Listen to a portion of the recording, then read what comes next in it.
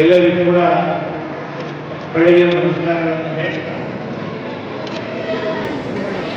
ಈ ದಿನ ಕರ್ನಾಟಕ ಸರ್ಕಾರ ಸನ್ಮಾನ್ಯ ಮುಖ್ಯಮಂತ್ರಿ ಆಗಿರ್ತಕ್ಕಂಥ ಸಿದ್ದರಾಮಯ್ಯನವರು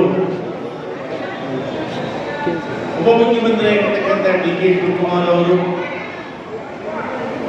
ಸಾರಿಗೆ ಮಂತ್ರಿ ಆಗಿರ್ತಕ್ಕಂಥ ರಾಮಲಿಂಗಾರೆಡ್ಡಿ ಅವರ ಕನಸಿನ ಯೋಜನೆ ಕರ್ನಾಟಕ ರಾಜ್ಯದ ಕನಸಿನ ಯೋಜನೆ ಶಕ್ತಿ ಯೋಜನೆ. ಆ ಶಕ್ತಿ ಯೋಜನೆಯ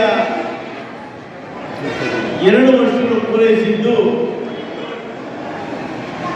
ಈ ದಿನ ಆ ಶಕ್ತಿ ಯೋಜನೆಯಲ್ಲಿ ಇತಿಹಾಸದಲ್ಲಿ 500 ಕೋಟಿ ಜನ ಇವತ್ತು KSRTC ಬಸ್ಗಳಲ್ಲಿ ಪ್ರಯಾಣ ಮಾಡಿದ್ದಾರೆ. ಈ ಒಂದು ಸಂಭ್ರಮಾಚರಣೆಯನ್ನ ಬಂಗಾರಪೇಟೆ ತಾಲೂಕು ಗ್ಯಾರಂಟಿ ಸಮಿತಿಯ ಅಧ್ಯಕ್ಷರಾಗಿರ್ತಕ್ಕಂಥ ಸನ್ಮಾನ್ಯ ಪ್ರಸಾದ್ ಅವರ ಅಧ್ಯಕ್ಷತೆಯಲ್ಲಿ ಸರ್ಕಾರದ ಅವಧಿಯಲ್ಲಿ ಭಾರತ ದೇಶದಲ್ಲಿ ಇವತ್ತು 5,000 ಕೋಟಿ 500 ಕೋಟಿ ಜನ ಇವತ್ತು KSRTC ಬಸ್ಗಳಲ್ಲಿ ನನ್ನ ಅಕ್ಕ ತಂಗಿಯರು ತಾಯಂದಿರು ಮಕ್ಕಳು ಸೇರಿ ಇವತ್ತು 500 ಕೋಟಿ ಜನ ಪ್ರಯಾಣ ಮಾಡತಕ್ಕಂಥದ್ದು ಇತಿಹಾಸ ದಾಖಲೆ.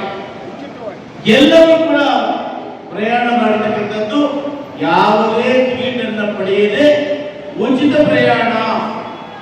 ಬಹುಶಃ ಇದು ಭಾರತ ದೇಶದಲ್ಲಿ ಇಂದ ಯೋಜನೆಗೊಳಿಸತಕ್ಕಂಥದ್ದು ಇದು ಮೊದಲನೇ ಬಾರಿ.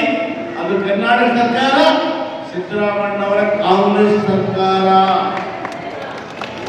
ಇದರೊಟ್ಟಿಗೆ ಇದರ ಮಹತ್ವ ಯೋಜನೆ ಆಗಿರ್ತಕ್ಕಂಥ ನಮ್ಮ ದೇಶದ ಕಾಂಗ್ರೆಸ್ ಪಕ್ಷದ ಅಧಿನಾಯಕಿ ಆಗಿರ್ತಕ್ಕಂಥ ಶ್ರೀಮತಿ ಸೋನಿಯಾ ಗಾಂಧಿ ಅವರು, ರಾಹುಲ್ ಗಾಂಧಿ ಅವರು, ರಾಷ್ಟ್ರೀಯ ಅಧ್ಯಕ್ಷರಾಗಿರ್ತಕ್ಕಂಥ ಸನ್ಮಾನ್ಯ ಶ್ರೀ ಮಲ್ಲಿಕಾರ್ಜುನ್ ಜಿ ಅಪ್ಪಾಜಿ ಅವರು, ಇವರೆಲ್ಲರ ಸರ್ಕಾರದೊಂದಿಗೆ ಇವತ್ತು ನಾವು ಈ ಕರ್ನಾಟಕ ರಾಜ್ಯದಲ್ಲಿ 5 ಗ್ಯಾರಂಟಿಗಳನ್ನು ಕೊಟ್ಟು ಆ 5 ಗ್ಯಾರಂಟಿಗಳಲ್ಲಿ ಇದು ಕೂಡ ಒಂದು ಗ್ಯಾರಂಟಿ ಶಕ್ತಿ ಯೋಜನೆ.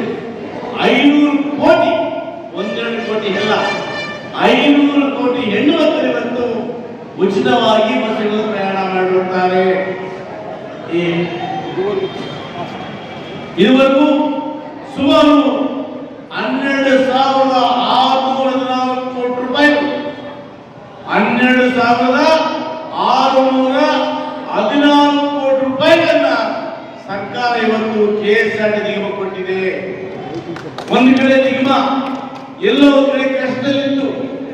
ನಮ್ಮ ಸರ್ಕಾರ ಇವತ್ತು ಉಚಿತ ಯೋಜನೆಯನ್ನು ಮಾಡಿ ಮಹಿಳೆಯರಿಗೆ ಉತ್ತೇಜನವನ್ನು ಕೊಟ್ಟು ಇವತ್ತು 12,614 ಕೋಟಿ ರೂಪಾಯಿಗಳಿಂದ ಇವತ್ತು KSRTC ತುಂಬುವುದರ ಮುಖಾಂತರ ಇವತ್ತು ನಾವು KSRTC ಕೂಡ ಚೈತನ್ಯ ಕೊಟ್ಟಿದ್ದೇವೆ. ಅಲ್ಲಿ ಕೆಲಸ ಮಾಡತಕ್ಕಂಥ ಸಿಬ್ಬಂದಿ ವರ್ಗಕ್ಕೆ, ಡ್ರೈವರ್ ಚಾಲಕರಿಗೆ, ಕಂಡಕ್ಟರ್ಗಳಿಗೆ, ಆ ಸಿಬ್ಬಂದಿ ಕೂಡ ಸಂಬಳ ಕೊಡೋದ ಚೈತನ್ಯವನ್ನು ಕೂಡ ಕೊಟ್ಟಿದ್ದೇವೆ ನಾವು.